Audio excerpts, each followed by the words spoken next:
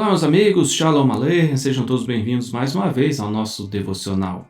Em nossa análise do capítulo 23 do livro de Josué, nós temos visto o seu conselho ao povo para que os filhos de Israel se esforçassem muito por cumprir os mandamentos.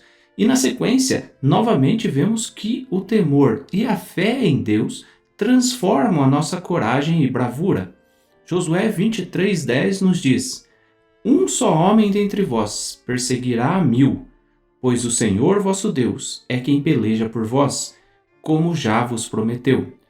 Especialmente em dias de temor como o que vivemos, de grandes perigos onde os israelitas sofrem com a opressão do antissemitismo, dizer que um de nós já é capaz de perseguir a 1000 é necessário muita confiança em Deus mesmo. Mas não se trata de sair perseguindo pessoas e provocando brigas. Isso é tolice. Antes, trata-se de um reforço naquilo que Moisés já lhes tinha dito, só que como forma de alerta, porque se Israel temesse e tivesse fé, eles venceriam qualquer inimigo. Mas se fossem arrogantes e orgulhosos, acreditando que a vitória foi alcançada pela força do seu exército, eles mesmos veriam seu exército fugindo diante de 1 ou 2 homens. Deuteronômio 32, verso 28 ao 31 nos fala disso, ao dizer: Porque o meu povo é gente falta de conselhos, e neles não há entendimento. Tomara fossem eles sábios, então entenderiam isso e atentariam para o seu fim. Como poderia um só perseguir 1000 e 2 fazerem fugir 10.000, se a sua rocha lhos não vendera e o Senhor lhos não entregara?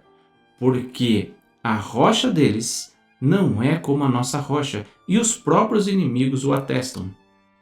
Isso de fato aconteceu nos dias de Josué, quando o exército de Israel foi arrogante e declarou lá em Josué capítulo 7, versículo 3 e 4.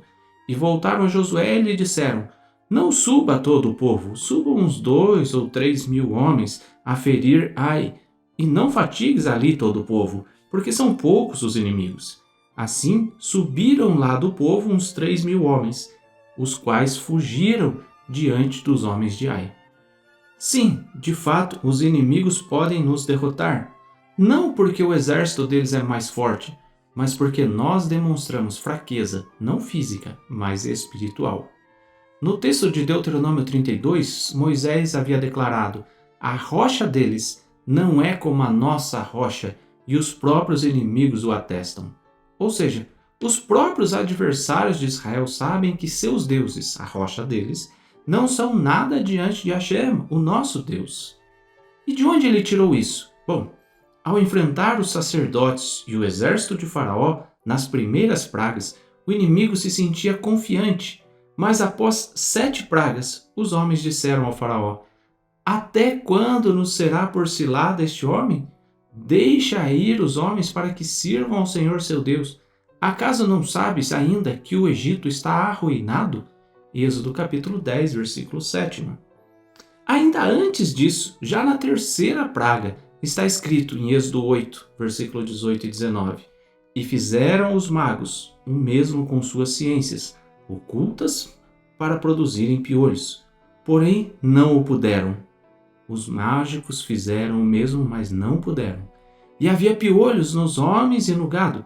Então disseram os magos ao faraó: Isto é o dedo de Deus. Porém o coração do faraó se endureceu e não os ouviu, como o Senhor tinha dito.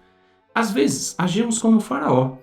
Mesmo diante dos sinais, parece que nos cegamos e não ouvimos a palavra de Deus. Compreendemos que, eventualmente, é difícil demonstrar uma fé inabalável diante dos problemas da vida, mas ao experimentarmos tal confiança, iremos reconhecer que é Deus quem peleja por nós. Se é assim, qual a nossa parte então? Voltamos a Josué capítulo 23. O verso 11 diz: Portanto, empenhai-vos em guardar a vossa alma, para amardes ao Senhor vosso Deus. Qualquer pessoa pode dizer que ama a Deus. Isso é fácil? Mas se assim o fosse, Josué não precisaria dizer para nos empenharmos em guardar a nossa alma para amarmos ao Eterno. O segredo e a resposta está no Shema Israel. Quando a gente lê lá em Deuteronômio 6, versículo 5, amarás, pois, o Senhor teu Deus de todo o teu coração, de toda a tua alma e de toda a tua força. Coloque todo o coração, todo o empenho em amar a Deus. E aí sim, seus inimigos te temerão e irão fugir da tua presença. Mas comece tendo diariamente tempo, ao menos 5 minutos para Deus. Shalom.